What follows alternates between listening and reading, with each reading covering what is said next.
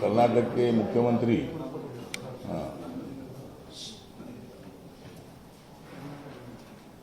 ಕೂತ್ಕೊಡ್ರಿ ಯಾಕೆ ಮಾತಾಡ್ತೀರಿ?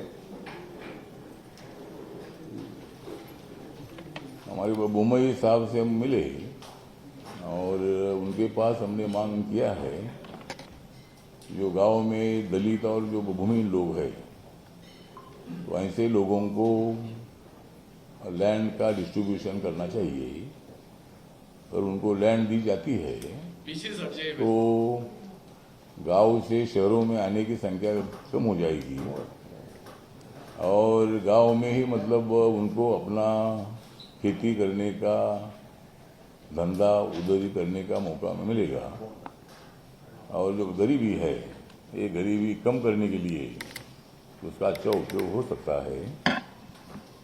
तो माननीय मुख्यमंत्री जी ने हमको बताया है कि ऑलरेडी हमारी स्कीम यहाँ चालू है और हम जो लोग, क्या स्कीम का नाम है? Land purchasing scheme. हाँ, लैंड परचेसिंग स्कीम। तो लैंड परचेज करके जो गरीब लोग हैं, भूमिहीन लोग हैं, ऐसे लोगों को जमीन देने का प्रोग्राम हमारा चल रहा है। लेकिन मैंने सूचना की है कि एक एक्सपर्ट कमेटी बनाई जाए और उस कमेटी के माध्यम से गांव में कितने लोग भूमिहीन हैं ऐसे लोगों की एक लिस्ट बनानी चाहिए और उनको टप्पे टप्पे से उनको लैंड देनी चाहिए। उसके बारे में जरूर हम विचार करेंगे और हमारी सरकार दलित, आदिवासी और गरीब लोगों के लिए काम करती है। नरेंद्र मोदी जी का हमें आदेश है और गरीब लोगों को मैक्सिमम मदद मिलनी चाहिए। इसीलिए मेरी सरकार दलितों के लिए, आदिवासियों के लिए, गरीबों के लिए काम कर रही है। ऐसा उन्होंने आश्वासन भी हमको दे दिया है। एक तो प्रधानमंत्री ने जो जनधन योजना शुरू की थी 2014 में, जनधन योजना, प्रधानमंत्री जनधन योजना, जो बैंक में अकाउंट खोलने का एक स्कीम जो है, ये स्कीम सरकार ने 2014 में शुरू किया और अभी तक 46 करोड़ 25 लाख इतने लोगों के अकाउंट पूरे देश भर में बैंक में खुल चुके हैं और कर्नाटका में 1,65,26,000 इतने अकाउंट कर्नाटक में खुले हैं। प्रधानमंत्री मुद्रा योजना जो है, ये योजना 50,000 से लेकर 10 लाख तक लोन मिलता है और ये लोन विदाउट गारंटी मिलता है, मतलब कोई ज़्यादा पेपर देने की आवश्यकता नहीं है। तो प्रधानमंत्री जी के सारे बैंक को आदेश है कि जो अनएम्प्लॉयड यूथ है, महिलाएं हैं, उनको लोन देना है। तो अभी तक पूरे देश भर में 2015 में स्कीम चालू हुई और अभी तक 36 करोड़ 33 लाख इतने लोगों को मुद्रा योजना का फायदा हुआ है और कर्नाटक में 3 करोड़ 46 लाख 67,000 इतने लोगों को इस मुद्रा योजना का फायदा हुआ है। प्रधानमंत्री उज्ज्वला योजना जो है, गैस सिलेंडर वाली योजना, तो ये योजना 2016 में शुरू हुई थी और अभी तक कम से कम 9 करोड़ 34 लाख गैस कनेक्शन पूरे देश भर में अलॉट हो चुके हैं और कर्नाटक में 36 लाख 63,000 इतने गैस कनेक्शन कर्नाटक में मिले हैं। प्रधानमंत्री आवास योजना जो है, ये जो अर्बन की योजना है, उसमें कम से कम 62 लाख 22,000 इतने लोगों को देश भर में मकान में मिले हैं और कर्नाटक में 2,73,000 इतने लोगों को मकान अर्बन के लोगों को लिए मिले हैं। प्रधानमंत्री आवास योजना रूरल की जो है, उसमें कम से कम 2 करोड़ 40 लाख 36,000 इतने लोगों को मकान मिले हैं ऑल इंडिया में और कर्नाटक में 2,03,000 2,03,000 इतने लोगों को मकान कर्नाटक में मिले हैं। प्रधानमंत्री जन आरोग्य योजना जो है, आयुष्मान भारत योजना, इसमें एक फैमिली को हर साल में 5 लाख रुपया मेडिकल ट्रीटमेंट के लिए मिलते हैं। तो ये स्कीम 2018 में शुरू हुई थी और अभी तक 3 करोड़ 35 लाख इतने लोगों को इसका फायदा हुआ है।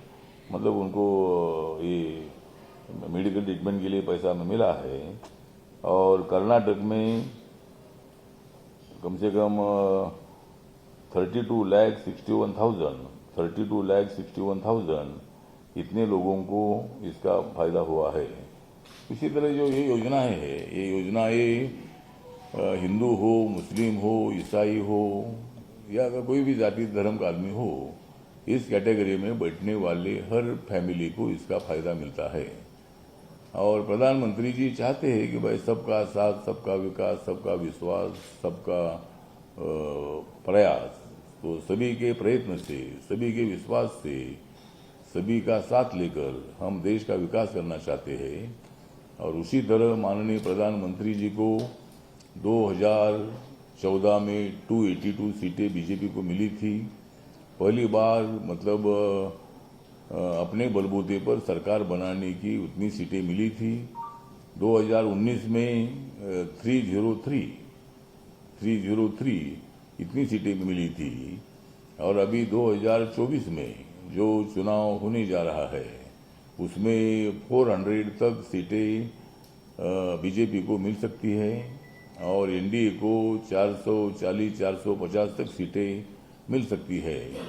इसी तरह का हमें पूरा विश्वास है, जनता पर हमारा विश्वास है, क्योंकि 8 सालों में हमने बहुत सारे काम किए हैं। जम्मू कश्मीर जो इलाका था वहाँ तिरंगा झंडा नहीं लहरता था, लेकिन 370 आर्टिकल को हटाने के बाद वहाँ कोई भी जाकर अपना धंधा कर सकता है, जमीन खरीद कर सकता है, गांव-गांव में तिरंगा झंडा लहर रहा है। आतंकवाद तो जो है, आतंकवाद पाकिस्तान मेड आतंकवाद अपने जम्मू कश्मीर में अपने को नजर आता है, लेकिन उस आतंकवाद को का खात्मा करने का काम जरूर हमारी आर्मी और जरूर हमारी जो डिफेंस है, पुलिस यंत्रणा है, वो कर रही है। और बहुत सारे आतंकवादी इसमें मर भी रहे हैं। बहुत सारे अपने पुलिसकर्मी या आर्मी के लोगों पर भी हमले होते हैं। लेकिन जब से 370 आर्टिकल हटा है तब से जम्मू कश्मीर में ज़्यादा हमले नहीं हो रहे हैं। तो हमारा जो आर्मी है वो बहुत ही एक्टिव है और जम्मू कश्मीर पर हमारा पूरा अधिकार है। जिस तरह पाक व्याप्त कश्मीर है, तो पाक व्याप्त कश्मीर पर भी पाकिस्तान का कोई अधिकार नहीं है, उस पर भारत का ही अधिकार है, इंडिया का ही अधिकार है। और पाकिस्तान ने, मुझे लगता है कि अपने देश के प्रगति के लिए जम्मू कश्मीर का जो उनके ताबे में जो एरिया है वो एरिया भारत को सौंप देना चाहिए और भारत के साथ पाकिस्तान ने दोस्ती करनी चाहिए, तो ही पाकिस्तान का डेवलपमेंट हो सकता है। तो इसी तरह की भी हमारी सूचना है। बाकी तो हम मतलब मेरा जो मंत्रालय है, ये मंत्रालय सोशल जस्टिस एंड एम्पावरमेंट मंत्रालय है। मेरे मंत्रालय के अंतर्गत schedule caste, OBC, DNT, old age के लोग, दिव्यांगजन लोग, डिसेबल लोग और अनाथ लोग और नशा करने वाले लोग, ऐसे देश के पॉपुलेशन की 85% से ज़्यादा पॉपुलेशन मेरे मंत्रालय के अंतर्गत आती है। और मेरा मंत्रालय मतलब सभी के लिए काम करता है। ओल्ड एज होम की मेरे मंत्रालय की स्कीम है, रेसिडेंशियल स्कूल की मेरे मंत्रालय की स्कीम है, नशा मुक्ति केंद्र की मेरे मंत्रालय की स्कीम है, हॉस्टल के बिल्डिंग के लिए पैसा देने की मेरे मंत्रालय की स्कीम है। और बाकी भी मतलब कई जो स्किल ट्रेनिंग का जो काम है, स्किल ट्रेनिंग का काम दिव्यांगजन के लिए और शेड्यूल कास्ट के लिए, ओबीसी के लिए मेरे मंत्रालय का काम चलता है। इस साल का मेरे मंत्रालय का बजट 1,42,239 करोड़ का मेरे मंत्रालय का बजट है। और माननीय नरेंद्र मोदी जी ने एक अच्छा बजट हमको दे दिया है।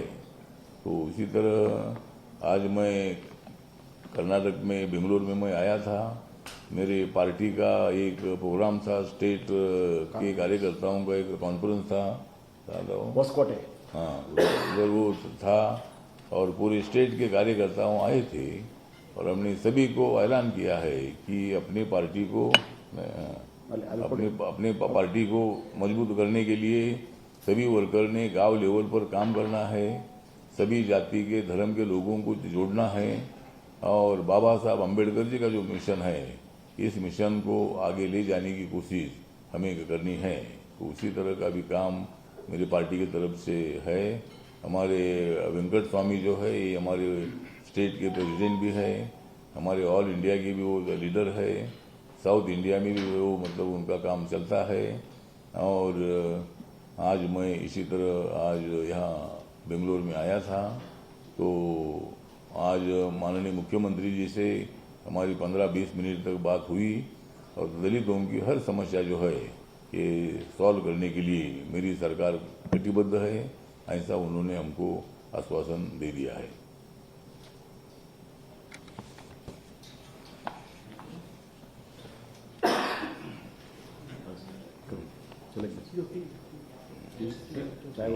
नहीं तो आप लोग चाय लीजिए, आप लोग चाय लीजिए। मेरा फ्लाइट है और आपको अचानक बुलाया था तो भी आप लोग आए हैं, इसीलिए आप सबका धन्यवाद करते इलेक्ट्रॉनिक मीडिया। और हाँ क्या बोलो,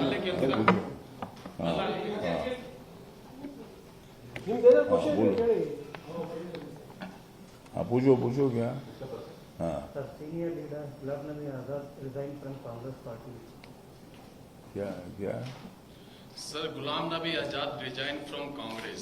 अच्छा हाँ, Gulab Nabi Azad resign from Congress party because क्या लगता है क्या इम्पैक्ट पड़ेगा उसका? because in Congress party there is no more strength now because Congress party is now going down and down and last 70 years Congress party was in the power, but now on the leadership of Rahul Gandhi, on the leadership of Honorable Sonia Gandhi, Congress party is not increasing because Narendra Modi is very strong leader in BJP. And there is nobody is very strong leader to oppose BJP or oppose Narendra Modi ji. Therefore, Gulab Nabi Azad, he is also very good leader, very nice leader. He is also my good friend. He was in Rajya Sabha with me, and now he is not in Rajya Sabha. But when he was the leader of opposition in the Rajya Sabha, when his period was finished, that time I appealed to Gulab Nabi Azad. I appealed to the Gulab Nabi Azad to come and join BJP, NDA. That is also my suggestion to Gulab Nabi Azad. Now he resigned from the Congress party. Then if he will join BJP, he will join NDA. Or he will join my party RPI, then I am also welcoming. Sir, उन्होंने direct Rahul Gandhi के लिए बोला है कि वो capable नहीं है, party को लीड करने के लायक नहीं है। राहुल गांधी असमर्थ नायक है। राहुल गांधी असमर्थ नायक है, सब बोला ना वो। नहीं, हाँ तो उन्होंने जो बोला है कि भाई राहुल गांधी जी पार्टी चलाने में उतने सक्षम नहीं है क्योंकि लास्ट 2 इलेक्शन में 2014 और 2019 के इलेक्शन में कांग्रेस पार्टी का प्रभाव नजर नहीं आया है। बाद में प्रियंका गांधी भी उत्तर प्रदेश के चुनाव में उतरी थी लेकिन वहाँ भी उनके नेतृत्व को कोई विशेष सपोर्ट मिला नहीं है। तो गांधी फैमिली का करिश्मा अभी पूरा खत्म हो चुका है और नरेंद्र मोदी जी का जो करिश्मा है ये बढ़ता जा रहा है। इसीलिए कांग्रेस पार्टी को भविष्य नजर नहीं आता है। इसीलिए कांग्रेस पार्टी के नेताओं को मेरा निवेदन है कि आप कांग्रेस पार्टी में मत रहिए, एक तो आप बीजेपी में आइए या आरपीआई में आइए। सर, हैदराबाद में जो प्रोटेस्ट हो रहा है सर तन से जुदा डी राजा के अगेंस्ट, आप क्या बोलना चाहेंगे उस पर? क्या बोले? क्या है हैदराबाद में क्या चल रहा है? राजा सिंह के अगेंस्ट प्रोटेस्ट हो रहा है। तन से ये सिर जुदा सर, करने तन का। से टी राजा वो बीजेपी का एमएलए था ना, हाँ उसने कुछ क्या हुआ? क्या बोला? क्या बोल रहे थे? ये नहीं आपको मालूम है ना। वहाँ पे लोग प्रोटेस्ट कर रहे हैं, राजा सिंह कुछ खिलाफ बोले तो उनकी सजा होना चाहिए क्या होना चाहिए? सर तन से जुदा, धड़ से जुदा। सर तन से उनको जुदा खत्म बोल के करो। ऐसा कुछ प्रोटेस्ट कर रहे हैं। टी राजा करके बीजेपी का ठीक है, वो मंत्री जी को बाद में अभी सुनेंगे। मुझे मालूम नहीं हाँ, मालूम नहीं नहीं क्या बोला है अभी वो। मंत्री जी सुनेंगे। मंत्री जी फ्लाइट का टाइम हो रहा है, फ्लाइट का टाइम हो रहा है। चलो चलो थैंक यू। चलो आप नमस्कार, मैं हूं मानक गुप्ता। अगर आपको हमारा ये वीडियो पसंद आया हो तो इसे लाइक और शेयर जरूर करें, और हां, हमें सब्सक्राइब और फॉलो करना ना भूलें ताकि आप देश और दुनिया की कोई खबर मिस ना करें। तो जुड़े रहिए हमारे साथ और देखते रहिए न्यूज़ 24।